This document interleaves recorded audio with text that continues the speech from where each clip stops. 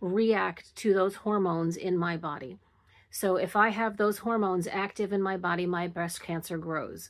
So all of my treatments after the lumpectomy were to make sure that I don't have those hormones actively triggering and growing and fertilizing the cancer in my body. That's where I'm at right now. I'm on immunotherapy really for the rest of the year. And that is to, and I'm also on estrogen blockers, and that is to make sure that my body does not produce the HER2 hormone, and it doesn't produce estrogen, so I don't backslide. And that's, you know, and that's where I'm at. But once I get past this point, it's not no free sailing. You know, I've done a couple of videos, and most recently, I guess it was last week, you know, I talk about how having this breast cancer, even once you are clear, which I'm clear right now. I have no tumors in my body. I have no cells in my body. The lumpectomy got rid of the tumors. The chemotherapy, the radiation, and now the immunotherapy are completely making sure I don't have any other cancer cells in my body.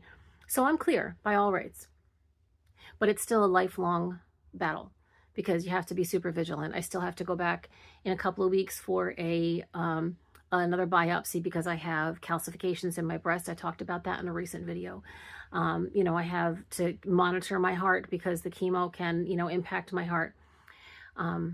But all that's good at the moment. You know, these are things that can be done to make sure that I don't actually develop more tumors, that I don't develop a more aggressive form of cancer as this one is being fought.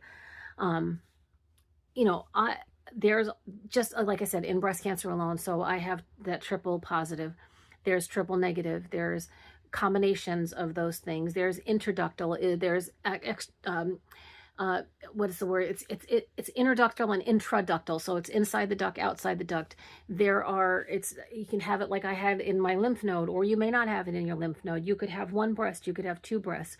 You could have cancer on your nipple or internally in the breast, which is more common, but there is also, I forget what it's called, but there's cancer that exists on the surface. All different kinds of cancer, and every person is treated differently. Based on your physical history, based on your type of cancer, based on your needs. That's just the traditional route. And then if you want to start going down the natural or the holistic or the non-traditional route, there are tons and tons of things out there that you can do once you know what you have. Once you know the type of cancer you have. Is it a fast-growing cancer? Is it a slow-growing cancer? Is it just a tumor in its own self? My brother had a tumor